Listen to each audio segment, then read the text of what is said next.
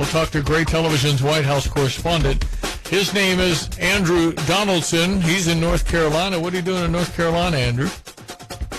Military sent me here, and I've kind of been stuck ever since, but that's a long story for just about anybody from Fayetteville and one. Of course, Fort Bragg's here. So like a lot of people, you get here and you come back and you leave and you come back and you have kids, and you know how it goes. Now I got my two youngest kids both in high school, trying to get them graduated, and then we'll see. Writer and commentator, you served as the managing editor of Ordinary Times since 2018. A veteran, Andrew also worked in transportation management in the private sector before becoming a writer, pursuing opportunities. How hard is it to become a writer? Well, in my case, it was really easy because I got so sick and my health got so bad I basically couldn't do anything else. So God's like, "Hey, you're going to be a writer now," because I could do that from a laptop. So what? You explain now. I want to know the story about Andrew Donaldson. What's the deal? Are you sick? No, the nutshell story, I had some lingering stuff from when I was in the military. I had a surgery that went really badly while I was on active duty. They put me out in 2012, and in 2016, we found out that surgery had been done incorrectly on top of some other health issues. I spent about 5 months in Duke, up in Durham and Raleigh. Spent about 5 months in the hospital, had 4 or 5 major surgeries, and life changed. So, like, you know, that 14-hour day, go, you know, box kicker lifestyle, that's over for you. Of course, I was in management by then. Well, but no, you adapt and overcome, and I wanted to be involved, and I still wanted to, you know, be involved in what's going on, still love my country. I'm like, hey, I can write, and I can get into this political commentary thing. Worked out really good. I've been really blessed. Well, good for you, Andrew Donaldson. I love it. A guy that overcame. You just kept going, man. You just said, hey, man, I got lemons. I'll make lemonade. It's going to taste great. You've done a great job. Obviously, good to have you on. I'm not watching January 6th. I think it's a one-sided deal. I think most Americans want fairness. If you want red meat, tune in tonight to the January 6th hearings. That's my take on it. Well, they give it away when you do prime time, because who's the prime time news audience? So that's more of a center to center, left to progressive audience. We just know that from the metrics. You're in a radio station. We get our metrics. We know exactly who's watching why and why.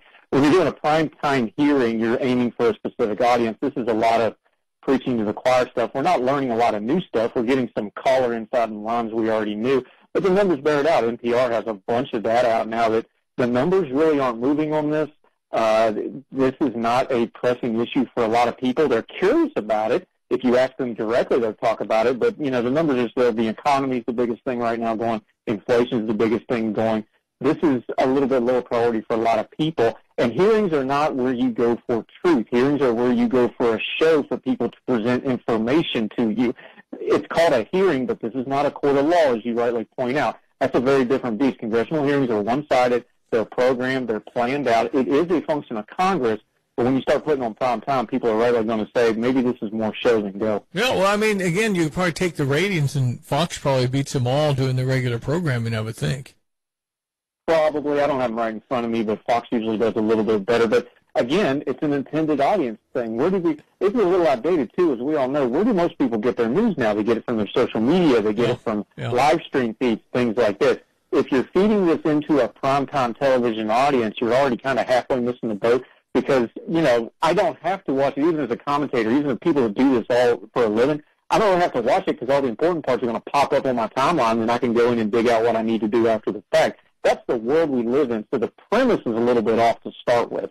Well, okay, so we're in this culture. It's just stunning where you can disagree and then get canceled and then be called a hater, bigot, homophobe, racist, I mean, whatever the word of the day is.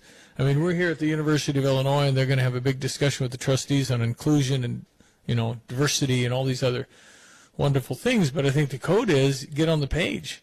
Get on the page or be quiet. And it's just a weird time in America, Andrew, where you're feeling like it really isn't feel like free speech because, I mean, the hearings in the 50s, you're a communist. It was all about, I don't know, it's weird. Well, we've never had more information and more knowledge.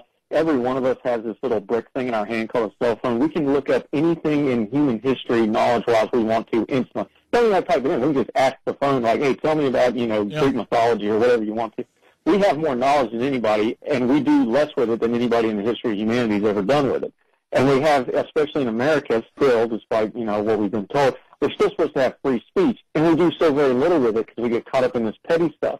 And then when important things come up, like, okay, where's the delineated line? Something, since you're talking about universities, academic freedom is a very important thing in our country. You should be able to say things in an academic setting and have certain protections for that because it's an academic setting. Where does free speech go? Where does academic freedom go? Where does political speech go? These are all debates we shouldn't be having, but instead of using these fancy devices to go through all that human knowledge, we send cat pictures and yell at people. No, I mean, and again, part of this is our own fault. I thought the free expression and idea changing and sharing and everything was supposed to be on the campuses. Now it's like, go write for any university the good things Donald Trump did and get an F. Incomplete, bad, it's wrong. He's a Nazi. You can't do that. I mean, it's crazy. Well, it's going to catch up to him. The education bubble in this country is unsustainable, both the cost of it, which is astronomical, and it's not because college is expensive. It's because it's a giant jobs program for people who, frankly, wouldn't make that kind of money doing anything else in the world. They wouldn't. And because of that, it has become an exclusive in-club and a business model, and occasionally they educate people. That's either third or fourth priority down the list. And what happens anytime you have that happen, when you have an exclusive in-club, is you start gatekeeping it. But we don't want other people in our exclusive club, and we don't want people in that's going to interrupt our business model. And that's unsustainable. It's going to bite them eventually, but the problem is the students and the education people in America and these people, they're really getting hurt by this because they can't get a good education at a higher education level in a society that has been unfairly pipelining kids into college, whether they needed it or not. We're starting to see backlash. We got the numbers now. COVID changed these kids' perceptions. They know it's a business now.